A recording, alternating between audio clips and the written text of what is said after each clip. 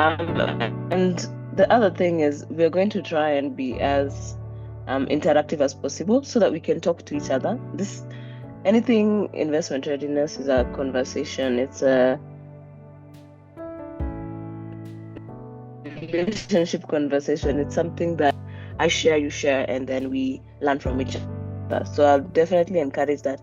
If you have questions and when you ask questions, please feel free to share, use yourself as examples. Like I found someone who was already talking at the beginning, talking about their project. Exactly that. It will really help us, and we'll probably use one of us as an example while we go through. All right, so I'll just put it on full screen. Not okay. So I think I'll start off with a question as opposed to anything else. Maybe I just found out, I know this is a requirement for everyone to be in this session, but from a personal interest point, why do you think, investment readiness or being investor ready is critical or important for you? Since you've been in the program for 3 months, I'm sure you've picked up on one or two things here and there that has told you, okay, I need to be in a place or in a capacity where I can get funding or reach out to people. So if you cannot unmute, you can write in the chat. So let's have one or two people just say why investment readiness is important for them right now, or why that's something you're keen on learning right now.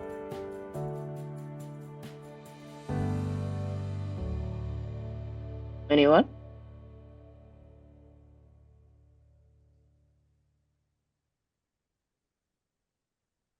Hiya, my guys, we don't want money.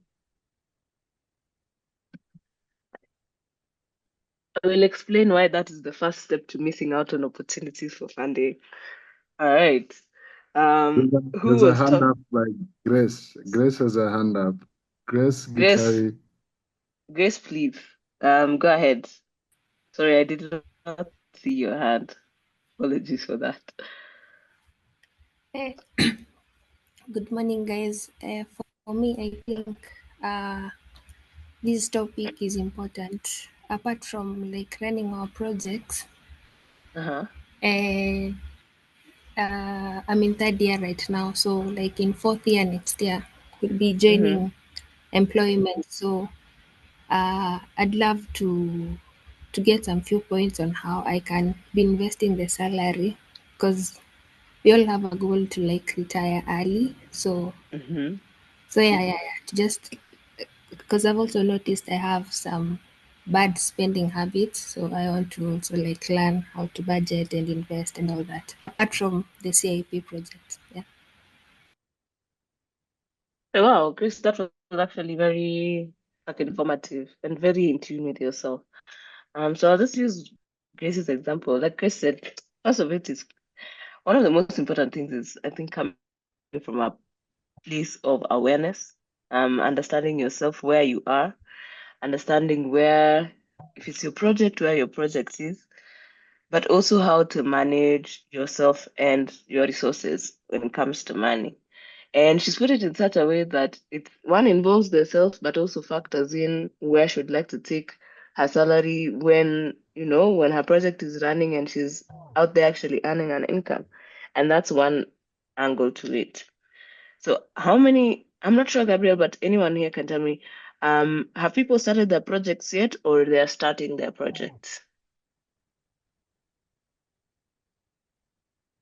Uh, I know it's just early stage. So there are those who probably are trying it out, are starting. And Mm-hmm. again, Emmanuel, you can put on the chat if there are maybe two or three of how many have started already, or how many are just, or everybody is just early stage. Emmanuel, if you can, because I know you're the one hands-on on this. All right. So while I put that in the chat, okay, that gives me an idea in terms of there could be some people who have started their projects. Some are in the ideation stage. You have an idea where you want to go with it. Some have actually started experimenting with them. So if you've already started a project, I want to give you something to think about for 1 second. think about the challenges you've already started facing. What are some of the challenges you're facing in your project, business, something you're undertaking? And for those who are yet to are in the idea stage, what are some of the challenges you expect to experience going forward? Feel free to maybe just write one or two in the chat. I want to see, or for one person to mention a challenge they're already facing. And it can be broad, just but one thing. Okay, I can see So that I think, everyone is past ideation, working on their proposals and piloting. Okay, so oops, I'm already telling you where we're going. Any challenge, a pressing challenge someone has experienced, who would like to share? Feel free to just unmute and just say.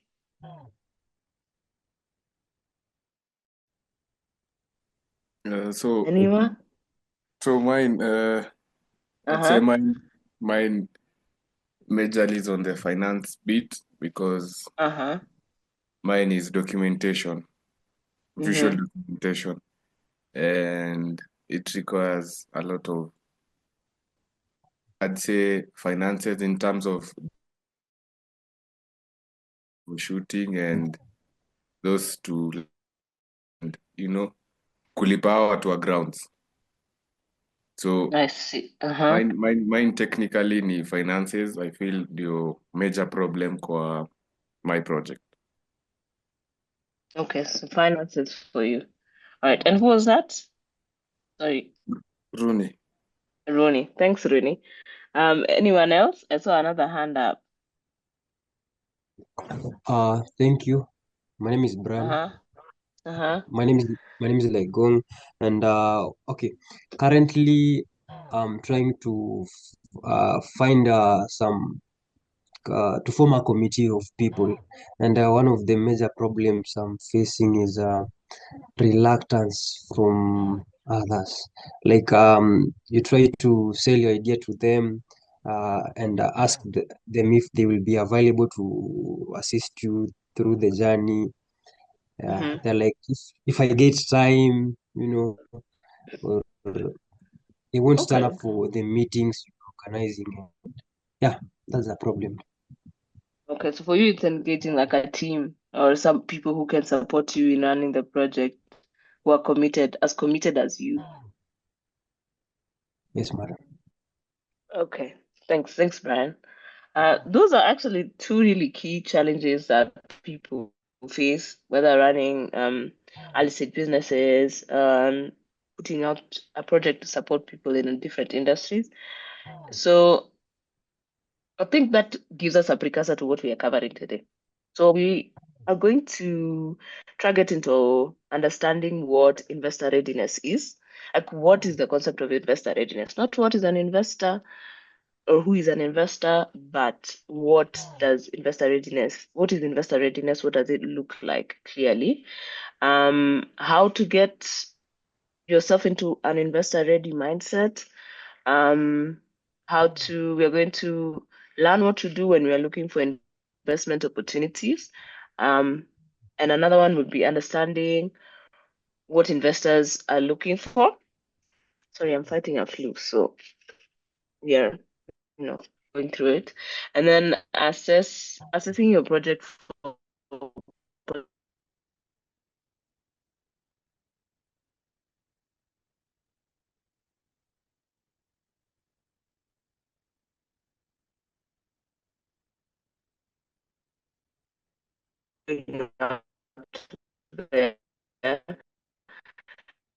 great. So there's a lot of challenges that entrepreneurs, social entrepreneurs, and individuals just running projects within their communities face. And just like Rooney and Brian mentioned, one of them mentioned finances, getting the finances to get the gear that they need. And Brian mentioned, getting people who have as much commitment as him to the project to kind of support its growth. And you find there are other challenges across the board. that face these organizations, and some are operational, some are situational based. They can be cultural problems, among different things. But one that stands out all the time is access to finance. And access to finance is pretty relevant because for many people, when you're starting out, you need capital to be able to start out and run your projects effectively, to be able to support your team, to be able to support the activities of the program or the project. But many times when we're starting out, no one really tells us how this is supposed to be allocated, where it's supposed to come from, or where it's supposed to come in. It's usually more like you jump into something and just run with it. You run with it, and then somewhere across the line is when you realize, oh no, I don't have enough to push me beyond this point yet. I want to grow, I want to scale. I've been able to do something, but it's not enough, right? And from that, we learn one. I put a quote or two here to just bring us back. And it's one, many impactful initiatives fail due to a lack of financial sustainability. Um, and it's structuring your vision makes it easier for others to support it. All right. Creating structure. So, for example, with Brian, for you to be able to get people to come on board, support you, and be as consistent as you, there needs to be a level of structure and buy-in, something that makes them want to be part of the process. And the other thing is when it comes to investment, it is not just about money. A lot of it comes into trust, clarity, and preparation. So you know how at the start I asked, why is investment readiness something that's interesting for you? Even while you're coming into this session, that's one of the things that should be top of the mind, so that you can be able to stand up there and say, this is why this is important to me, this is why I'm here. And many times we lose out on opportunities because we don't put ourselves out there, or we're not ready for when people come to us with those opportunities, right? Um, so a quick one, a quick round to the room so that I know we are still together. As of people who are supporting that business or project or social initiative, what do you think makes a project, initiative, business attractive to investors or supporters? This is to the room. So I would love it if one of us could drop their hands and maybe just share that for us.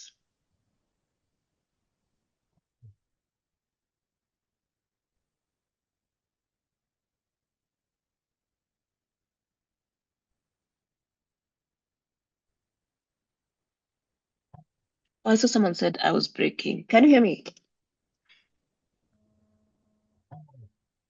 It's kind of Hello? on and off, but I Let think now it's okay. me see.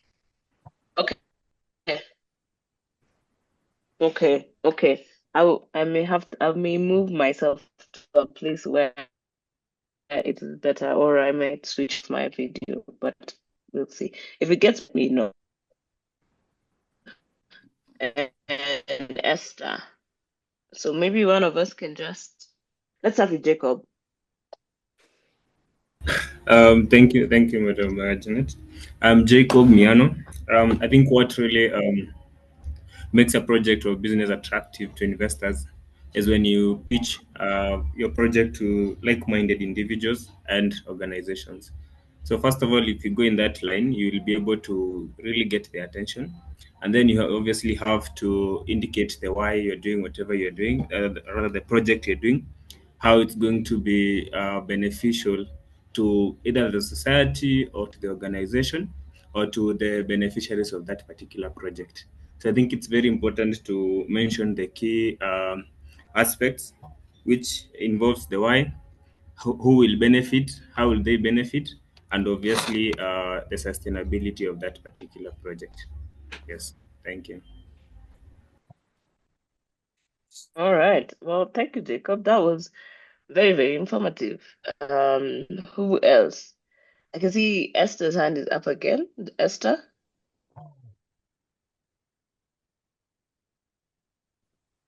Thank you, Janet.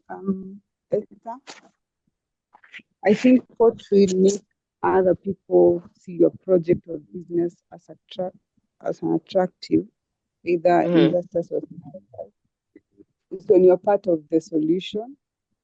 We tend to always see the problems, but the real question is, can you give solutions? So if your project or business is aimed towards being a solution and not only pinpointing the problem, people will be attracted to you because you're able to give ideas on how to solve a problem that is facing them, and yet they do not find maybe alternative ways to solve it. So for instance, if you're saying that there is no job, are you able to come up with a project or an idea that is able now to employ one or two to reduce the employment rate rather than always pinpointing that there's no job, the government is not doing it? That's my take. Thank you.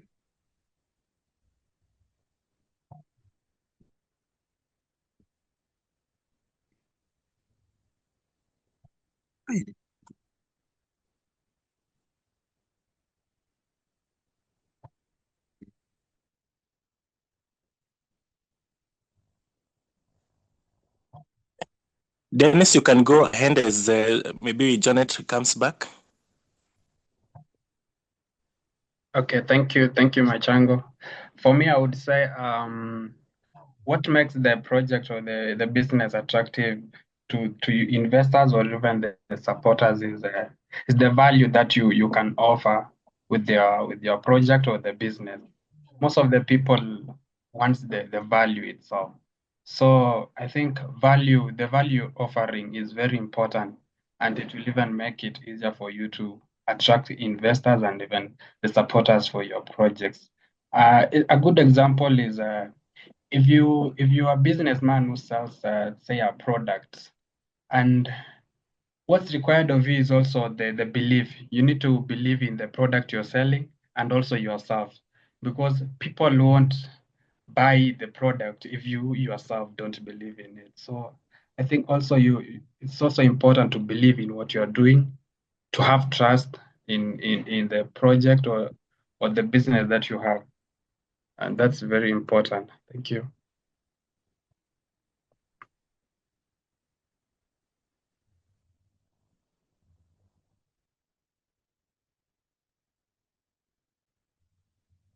Janet, you're muted. We can't hear you. Oh gosh, sorry about that. That tends to happen sometimes. Okay, so I'll say thank you so much. Thank you, Jacob, Esther, Dennis, for sharing. I love the fact that you have a great, clear understanding of some of the things you already need to be able to be attractive to investors and supporters, right? Bringing on board working with like-minded individuals and organizations, understanding the who, what, when, why to approach about it, and looking for solutions around it and so on. It's actually really important to already be in that place, to already be in a space where you can say, I know the challenges that are going on, and I know who I can go to or who I can potentially reach out to be able to support me in this process. That is the first step in terms of also being prepared. I'll just go to the next. Great. So basically, we're just going to quickly define what investment readiness is. And is there something blocking the screen? I don't know. Anyway, investment readiness is one, the capacity of an enterprise to understand and meet specific needs and expectations of investors. And that's exactly it. And I think what Jacob mentioned earlier really, really touched on this. And in a different way, what everyone else mentioned goes back into this definition that there's something investors are looking for so that they can be able to fund or support a project that you have or a business that you have.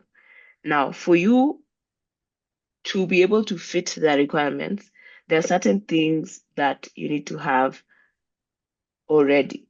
Basically, be ready for that. Don't go unprepared. Being ready is the first step in all of this. And you find there are very many different places that people can get support in terms of funding or investment. I'm using the word funding, but I think that's very one line, but investment, and it can come from different places. So we have government grants, like there's a government grant called Nyota that was recently, okay, it wasn't recently launched, it's been there. For young people, definitely something guys can check out. Private donations from individuals. We usually say the first step or the first place to look for support in terms financial support for a project or a business is the three F's. Who are the three F's? Your friends, well, friends, fools, and family.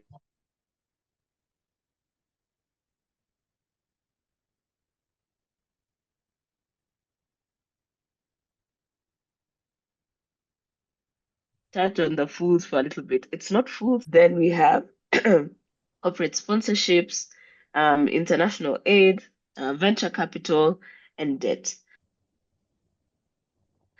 All these, there are different sources of funding that guys can get investment. Okay, I'm seeing a notification that's telling me my internet is shaky. Or are you able to hear me? Just put it in the chat so that I know before I proceed.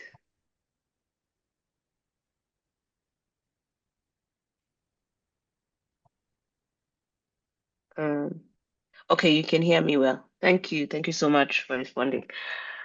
Great. So that's in terms of where you can get funding. But now, in terms of being prepared so that you can go to where you need to go to get support and investment for your projects, because they're not going to run on their own, and they're not going to run on air. There's a couple of things that you have to keep in mind. Okay. First, as a person running the project,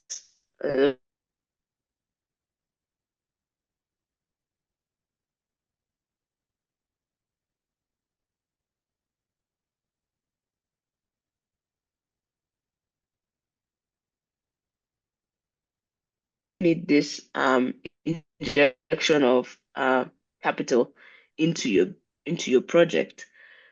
Once you're able to outline this, you're able to understand how much it is that you need so that you can go and ask for it, and also where it's going to go. Because without this, you are at risk of taking on an investment and not having a place where it's going to go.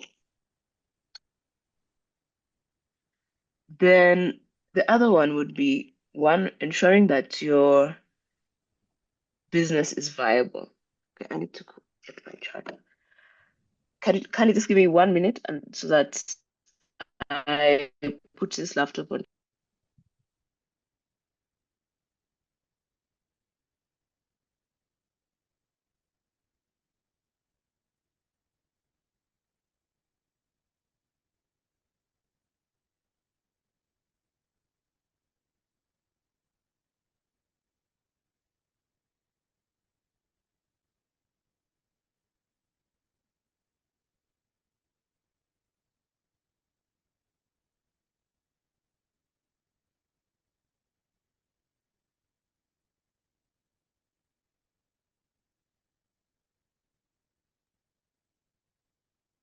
Okay, sorry about that.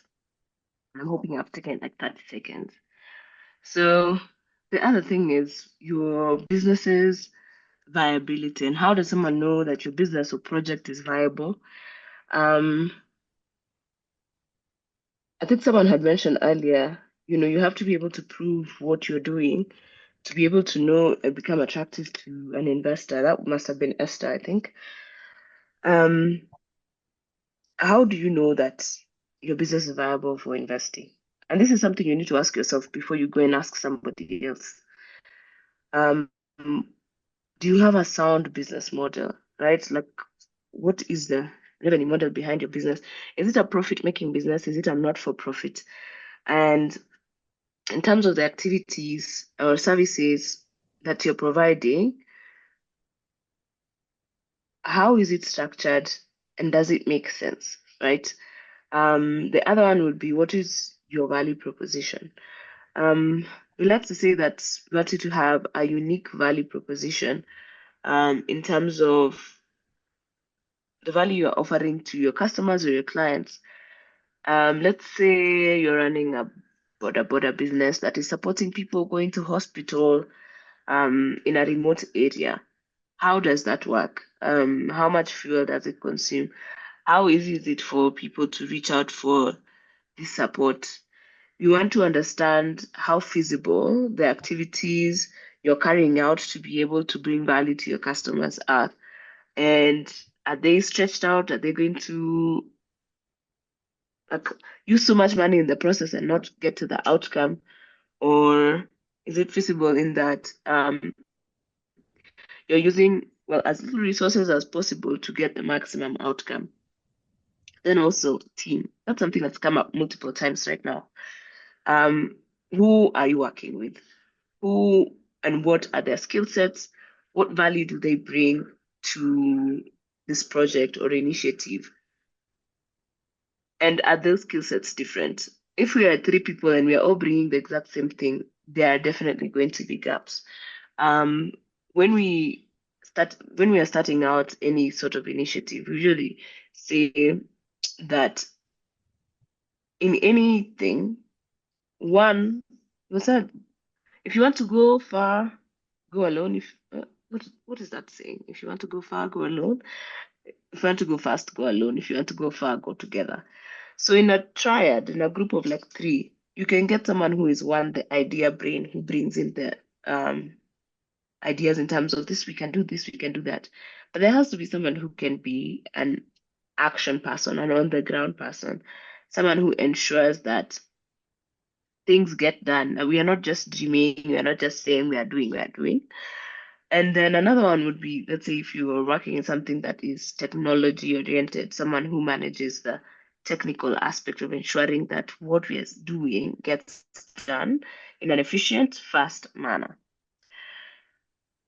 Another thing that's really critical when it comes to being investment ready is having quality investor materials ready to give out, to dish out, to give to the person who you're going to for the support.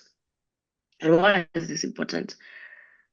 Just like I started at the beginning by asking what makes the topic of investment readiness key for you? If you already have that at the top of your mind, like Grace did, you are likely to catch a conversation or the attention of somebody who is on the other side of the room, someone who is in charge of this investment, and get them keenly interested. Interest is the first step. And how do you do that? By having your books in order. Having your books in order looks like having, let's say, audited accounts. But someone said keeping records. Records is the most important thing. Before we even get to having your accounts audited in terms of how you're using your finances or whatnot, do you know what you spent today, on what it was? Where did the money go? Do you have records? Do you keep them in a place you can find them? If you've received money in terms of either investment or a sale or something like that, do you have records of that date, time, who, when, where? In terms of your model, in terms of how the business is running or the initiative is running, how you structured it, whether you work with volunteers, whether you work in particular regions or areas, is that written down? Is it documented?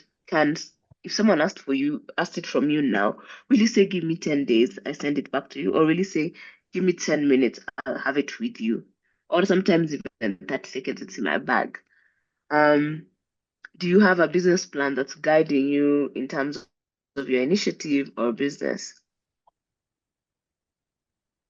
Oopsie, sorry. Another one is when it comes to legal and tax compliance. Kenya is always running away from people like KRA, but KRA is going nowhere. So one of the things is to understand what kind of tax obligations are you required to fulfill, and start figuring out how you can do it. It doesn't hurt. There's a lot of people running around, running away from career, running away from registering their initiatives or projects. But do you know the highest chances of getting support or investment always goes to people who have formalized their businesses, therefore can easily be trusted. Someone will trust you. They know this is not something you've created somewhere in a shack and you've said it's running and then you will disappear tomorrow. The other one is, you know, having a pitch deck. By the time you're getting to having a pitch deck, you already understand what your project looks like, how it's running, the activities, your challenges, your value proposition, a revenue model. If you're going to be garnering in any revenue, you have everything put together in an easily digestible format that you can then share. That's definitely something that you would need to build up on to have it accessible to share and also help you be able to communicate what your project is doing, um, and get it out there and get it to the right people. Then our last thing is one, what is your, are you investor fit in terms of do you fit the investor's criteria, right? Since investors are different, like we said, and we can get support, financial support from different people, there are things that they are looking for, and it's up to us to figure out whether we fit their needs or what they're looking for. Leave alone now what we said earlier when we said our needs in terms of funding or support or investment. And when it comes to looking at what an investor is looking for, you want to look at, are you able to state the problem that you're addressing clearly and set up and give an impactful solution to this problem and communicate it clearly to them. And another line just below it is, this solution and problem, are they in line with the investor's interests? For example, industry-wise, is it in healthcare? Is it in agri? Is it education? Are those the areas with which they like to support? That's one way to really figure out, I fit this, I don't fit this, so this is who I'm going to. Another one would be having strong leadership and a capable team. I said earlier, having a good triad, a team of 3 people who have the relevant skills that are coming in to support your initiative is really key and really important. And this is what an investor usually wants to see, because they want to know that they can trust the people on the other side of the table or on the other side of the deck, right? You could be speaking on behalf of the organization, but they want to know who is on the back end, right? What are their qualifications and how do we believe in them? The other one would be, the scalability and long-term sustainability of a business. I think someone mentioned sustainability really early on in our conversation, and I felt really good that someone mentioned that early. And that's really important. Why? One, when you're talking about scalability, you're thinking about whatever initiative you have. Once you're able to fully run it well in your location, how can you be able to use it to support more people, either in different locations or increase its capacity? And investors really want to know that. Can the capacity for your initiative be increased? And then, is it sustainable? Or is it going to crash and burn when you try and scale it? So how do you make sure you're able to do that? And then lastly, measuring impact and return. Return, very important for the investor because they want to know, can I get back my money? But it depends on where you're sourcing your funds from. And then being able to measure impact, having data, knowing that what you're doing is actually getting the necessary, it's actually creating the necessary or expected outcome in the environment where it's supporting. Great. Now, we've done a really intensive part that looks really small, but is actually a big part of everything. I want to know, do you have a particular question about these key elements in terms of investor readiness? Because I do want to show you other things that you can keep in mind when you are in this process.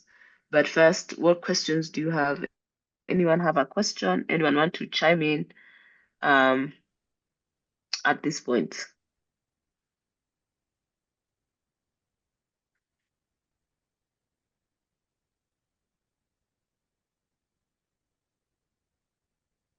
It is free for all. You can raise your hand. Grace Gatugi.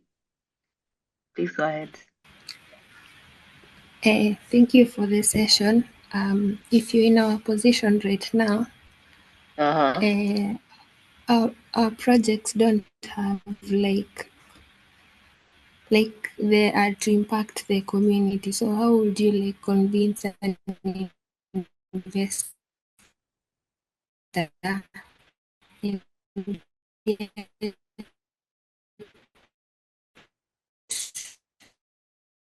the investors? Yeah. And how also do government grants work? Okay. Yeah, thank you so much, Grace. That's a good question. So if you're just in the initiating stage,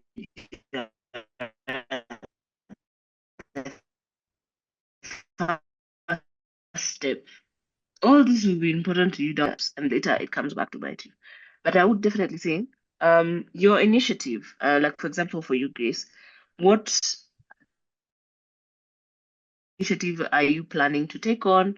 If you would like to share, and yeah, maybe just share that. My project is focusing on like the ex-prisoners. So those who are about to be released in a year, so like teaching them digital skills so they don't go back to crime because they don't have like alternative solutions or like digital skills for this era. So yeah, so that's my project. But how would you like convince an investor to because they also need value for their money, like profits and all that. Yes. I hear you. So thank you, Grace. I think your project is very interesting. Supporting ex-prisoners who are about to be released and to teach them digital skills to be ready for the workforce and the era of now when they come out. First of all, that's already a really emotive project. It's something that, for example, when you've mentioned it to me, it makes me already feel like this is something that's going to be really good for society. Why? You're supporting an individual who has a particular challenge, they're in prison, and they're going to come out and are going to struggle with adjusting to the life outside. Now, being able to communicate that to an investor already shows that one, what we mentioned earlier, you understand the problem. You understand the problem that you're trying to address, and you have a solution, a viable solution for it, and that is based off of information you understand. The era now, how things have changed. We're in a digital and information age. Understanding and focusing on what you expect out of the project is what you would communicate to a potential investor. They would want to understand what are the outcomes. That's ideally the concept of impact. Being able to communicate the impact and then being able to measure that will happen. But even if you haven't started, you can have an idea in terms of how will I know that my initiative has worked? And you would want to communicate this to a potential investor or funder. That I will know that my solution have supported within the prison system 3, 4, 5, 8, have been able to get one into self-employment using the digital skills that they've earned, or have been able to get jobs using the digital skills that they learned, and we'll be able to give them a linkage, meaning there's an outcome, there's an actual solid, there's something solid, and you can prove that your initiative has made a change, right? Right now we're in a space where it's not just about what we say, but what we do, and proving that what we do is working. So you want to bring in a potential investor or funder to look at the impact you're trying to achieve as something that they want to achieve as well, and therefore are able to invest in you. When it comes to whether it has return, it depends on your business model. Like, is this something that is supposed to be revenue generating or not? If it is enough for profits, it may not be revenue generating, so the incentives could be different. But if it is, if your business model is something that is supposed to help the initiative also earn money in the process, that is something you would need to communicate so that them on the other side, they can be able to assess that this is something that is a fit for them and know whether they're focusing on return or they're focusing on whether your on the ground outcomes are what are of interest to them. And how you know the difference between this is in in the investment space. For example, there's debt. This is where you can take loans to be able to support an initiative. But loans you have to pay back, meaning you would need to be able to be earning something to pay back a loan, right? Then when it comes to grants, grants ideally support you in terms of giving you like an capital investment that can go into running your operations or how your business is running. But the requirement to pay it back sometimes is not there. But that also means you need to be able to channel it to the right places. How do government how do government grants work? Basically, the grant system is where we have high net worth organizations or governments that are willing to put in money to support initiatives in the area or young people doing initiatives. The process is that there will be a call for grants applications by either the government or some organization, and then you would go and assess what they are looking for. So they call and say, oh, we want to support XYZ, XYZ. You go and check what it is that they're asking for. Then you have to apply to it. And applying to it also means sometimes having the necessary documentation and the relevant information, what we call the investor materials ready that you can share in your application. And then usually say you win a grant that then is allocated to you or your initiative to be able to run your project. Yeah. Does that answer your question, Grace? Yes, thank you. Great, thank you. Any other question? Just briefly, as you proceed, so I'm just wondering where visibility comes in. Is it in the point 2 at the business viability point? Does a business have to be visible, just not to the public, but also to the donor? Where does visibility come in? Thank you for that question. Yeah, it's interesting you mentioned that because that's right here somewhere. Is it on this one? So, okay, maybe I'll just touch on it right now. Visibility is important, and that comes in where you're already starting your conversations with potential investors or potential funders, and that's important because now they want to be able to trust you.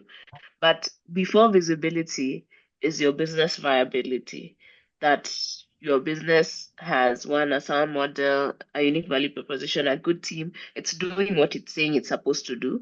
So that by the time you're putting yourself out there for people to know where they can find you, you also have your books in order. That they're able to trust you straight off the bat by being able to trust what you are doing. So that definitely comes in after the first 4 steps. Okay, it comes before investor fit, before you go and ask for it. But visibility also comes in when we come into communicating, attending events, networking events, talking to people, making sure that other people know what you do. Visibility actually starts as close to home as possible.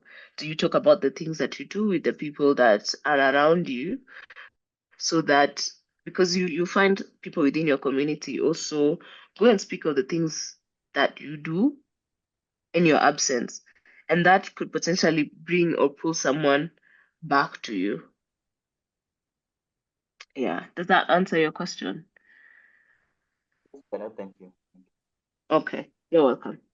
So just to add on to that, ideally it's more like there's a lot of things you need to potentially come, but So those ones that we mentioned before are the things you need to keep in mind from the very beginning.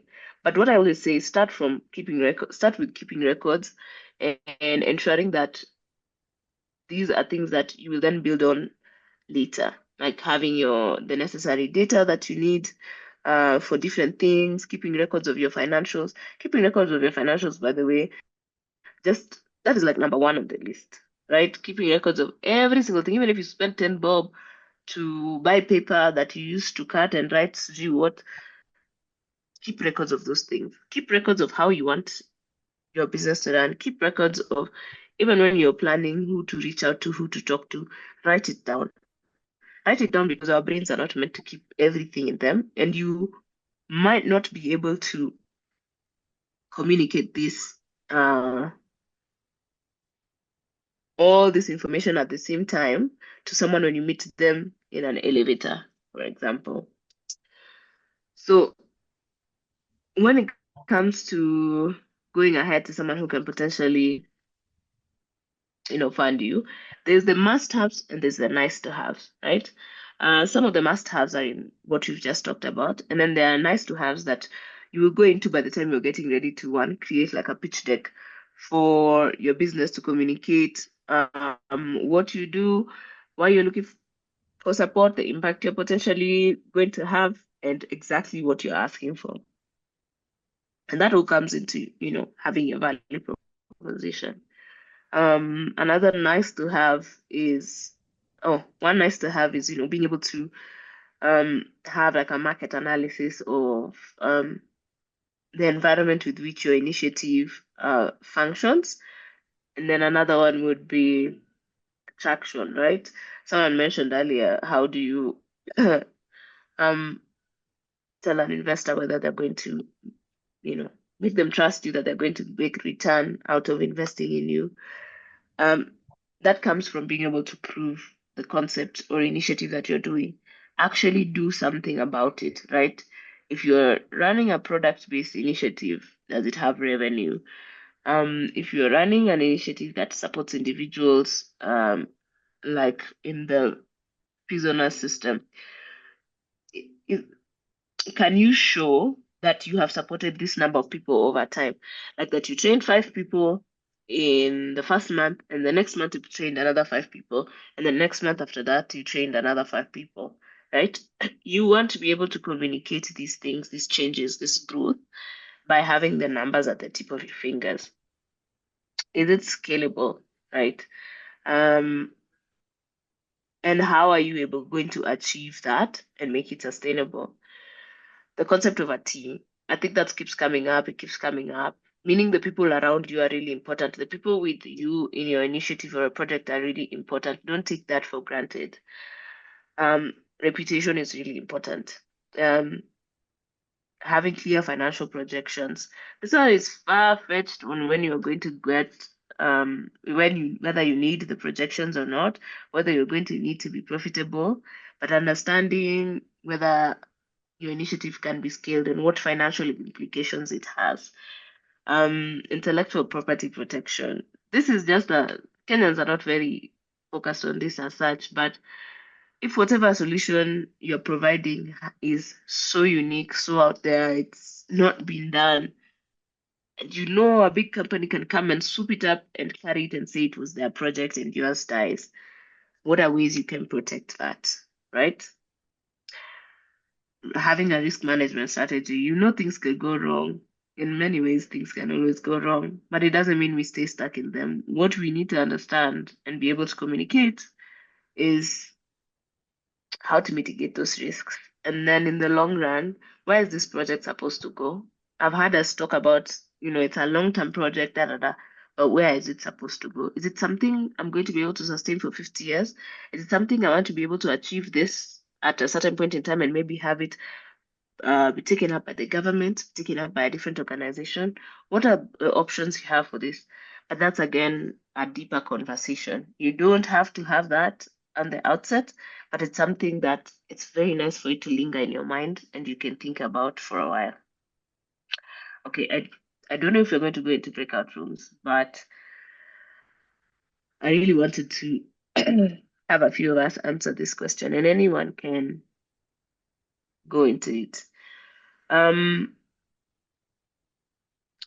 One, to be able to be investor ready, there's a way we need to carry ourselves. There's a way we need to have our mindset shift because, like I've just said, some of those things are a lot and it sometimes feels really overwhelming, but you get room to start one step at a time. But you need to be able to, one, trust and believe in your intervention or initiative and what you're offering your potential end user. You need to have a definite willingness.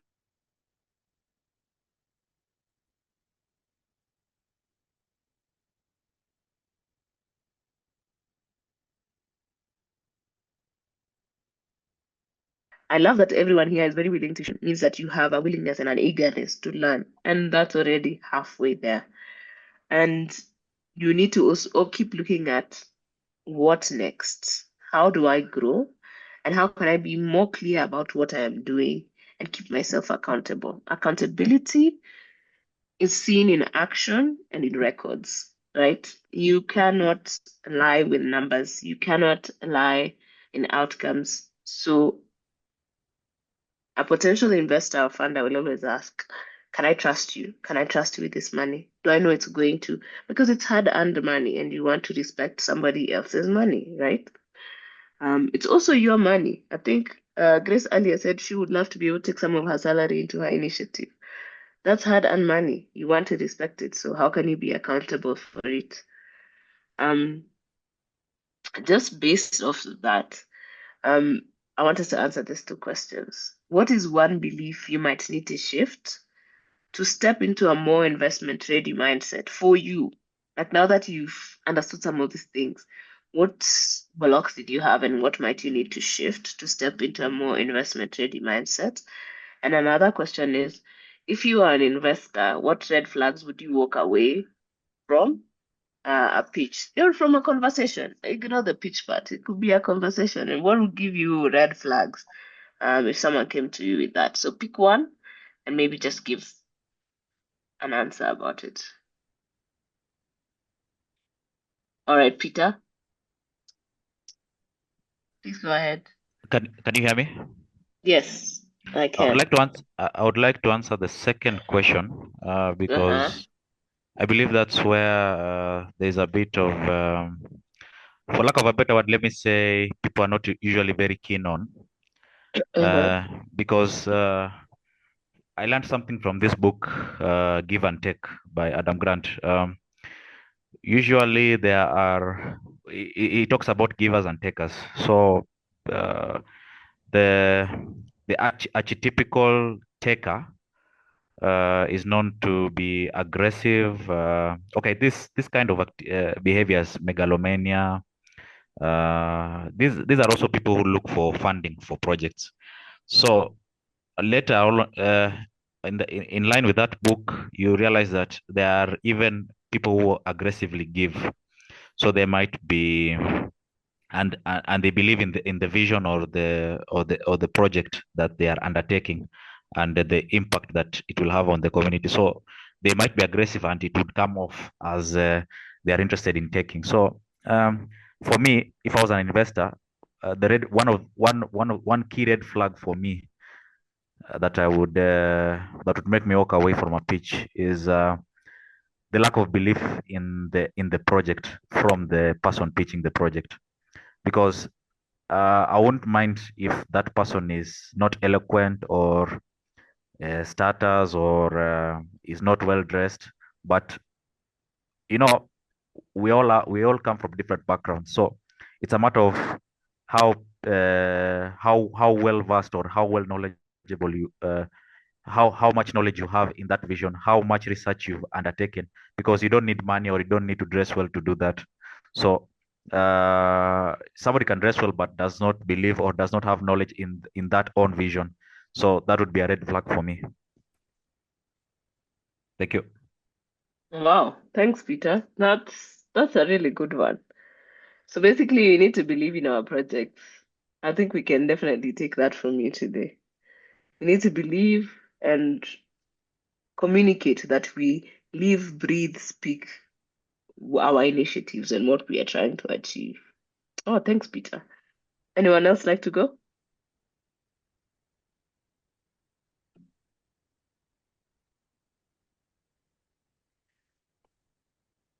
Mwashigadi?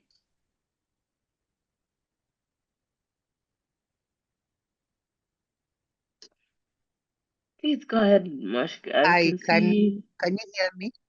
Yes. Okay. I won't believe. I think it's I'm answering the first one. Yes, and also it's a question I'm posing to you.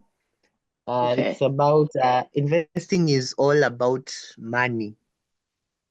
It's all about money. And again, for me, the belief that I might want to shift is if I want to if I want to start investing, I need a lot of money. So the first question is investing about the money? And want to invest, I need to have a lot of money. I don't know if I'm making sense. Okay, let me see if I understand you. You're asking me if investing is all about money. And let me answer this in a two-part approach. One, I think there's two ways to look at this. One, there's investing as an individual, you as an individual going ahead to invest, and that's akin to personal finance. That's from your personal point of self when you're looking at where you want to take your money. And when it comes to personal finance, um, do you need to have a lot of money to invest? No, you don't.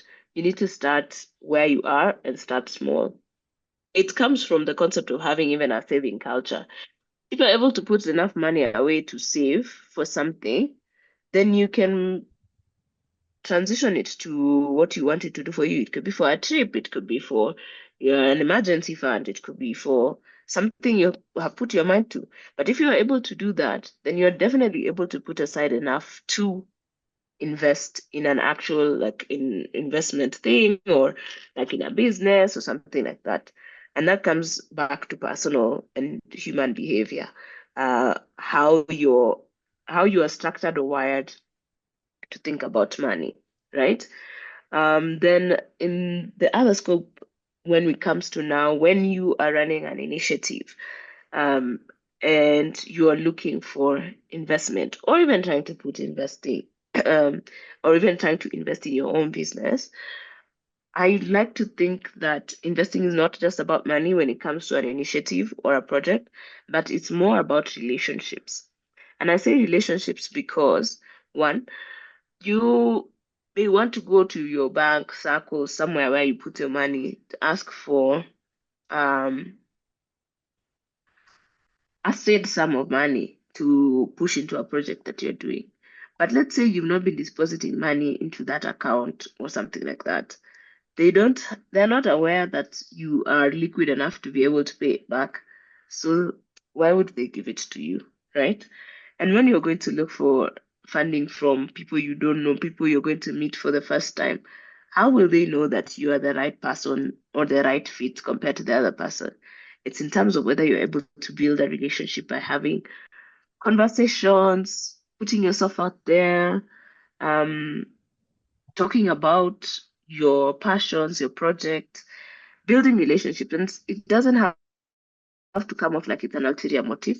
It comes from being authentically yourself and just learning to build those relationships through conversation. Like the way we are talking now, this is us building a relationship, having this conversation and talking about our passions and projects and so on. Okay? Yeah. So does that answer your question? Please let me know.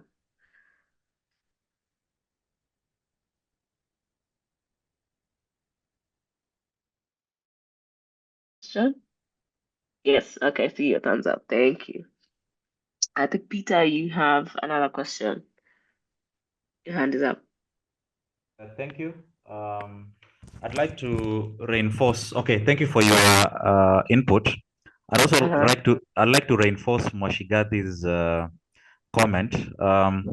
We are leaders taught under the values of Jesus of Nazareth. When we look at his leadership style and how he achieved, he believed in his project, and he didn't need much. He didn't need finances. Okay, fine. I came across a quote by Obama. He said that money is not the only answer, but it makes a difference. Yes, yet it's not the only answer. That's one way of looking at of making investments. It's not the only answer. Yes, and it has two sides of it, but it makes a difference. It always makes a difference. Yet it's not the only answer. So in as much as there is no funding, do we stop believing and working on our project? No, we still push on, such that along the way, as you said, the feasibility aspect of it, there are things we will figure out along the way. There's something I came across from a friend of mine. He said that one moment.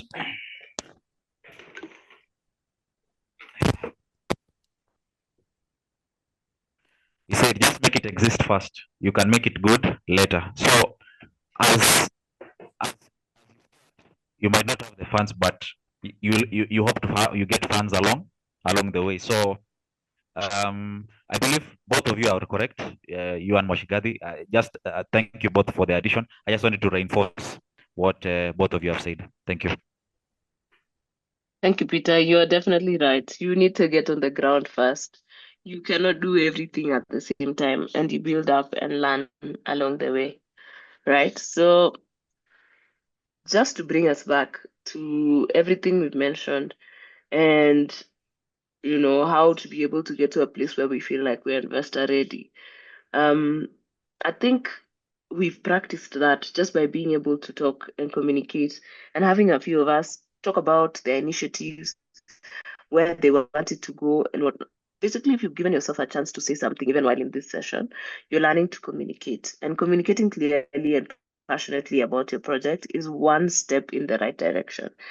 I think more than once we've echoed believing in your projects, right? But you can't believe and keep it in your head. You have to believe and share it. Then the other thing is having the proper records and documentation. You will get to the place where maybe you want to have a pitch deck, something, a theory of change. Those are things that probably will be interesting to you later when it comes to learning to document impact and things like that. But even right now, when you want to do something, even the smallest thing, you would need a budget for it if it uses any sort of money, right? You would make a plan for an event and write it out. Don't leave it in your head, put it down on paper. Keeping records and documentation will help you along the way, such that when you're at the place where you need to now bring everything together, you have a place to come from. Otherwise, there's a high likelihood that you're going to cook something, and there's no point to cook something when you genuinely actually did those things, and you've actually put in work into the activities that you're doing. So, records, documentation, everything needs records and documentation. If people are coming to support you and they're volunteering them, have them sign something to say, hey, I was here on Tuesday of 22nd March, da da da, I was there, and this is what you are doing. That's it. It doesn't have to take too much. It doesn't have to cost anything. It just needs you to try and organize things in a way where it makes sense to you and others. Then, on the part of building relationships, we've come back to the part that a lot of these things are relationships and how we interact with people. How are we networking? Who are we reaching out to? I think when we asked earlier, where does visibility fall in? It falls in how we're building relationships. There's a quote that says, "It doesn't matter who you know, what matters is who knows you." Um, People use it in a political context, but that's a that's the worst context it can be used in. It can be used in your everyday life in terms of um where you share your projects and what you're doing and talk about it. One person, even in a group of five, will usually carry that and walk around with it for a while in their heads, thinking about it, mulling over it. But what are they supposed to do with that information? That's something that you get to build into your conversations by finding ways to network with the right people and they're at the right places and create visibility for your projects in those places. A good one would be, for example, I like to tell people that LinkedIn is a really good professional platform. I'd call it a professional social platform to talk about what your initiatives have done, what you haven't done, the challenges you're experiencing, or also just exist there to build nice networks. It's sometimes really hard, but it's something that every time you attend something and you meet someone, ask them, "Can I connect with you on LinkedIn later? What's your name?" You go and check, you connect. If it's someone who is in the industry that you're keen on, in the path that you want to go to, and try and interact with them. There's multiple ways to do this. There's multiple ways to network. There's multiple ways to create visibility. What matters is finding the right one for you. Then last but not least, data. I am a numbers human, and I definitely believe in collecting as much information all the time from everything that you're doing. If we held 10 events in a year, rate how many people came to each event, rate how many women were in all of them, how many men were in all of them, which events had a 50% attendance from what you expected, and that's from an event part. If you're running something on the ground, how many people do you have supporting you? Which sectors do they fall in? Basically, try and attach numbers to the things that you're doing, the people you're interacting with. These are people. But to be able to communicate this effectively to other people, you need numbers. And that goes a long way into helping you break down all this information into simple things, 3 sentences that you can potentially pass on to someone even when you meet them in an elevator. All right, so those are key, really key, important things I would definitely highlight and say you would want to, focus. And that's it. So I think I am done. Thank you so much, everyone, for being so engaging, asking questions. I'm open to have any, but yeah, I've enjoyed this. I've enjoyed this a lot, and your interaction and your sharing. I'll definitely add, like, I'm a LinkedIn enthusiast, so who knows? I may just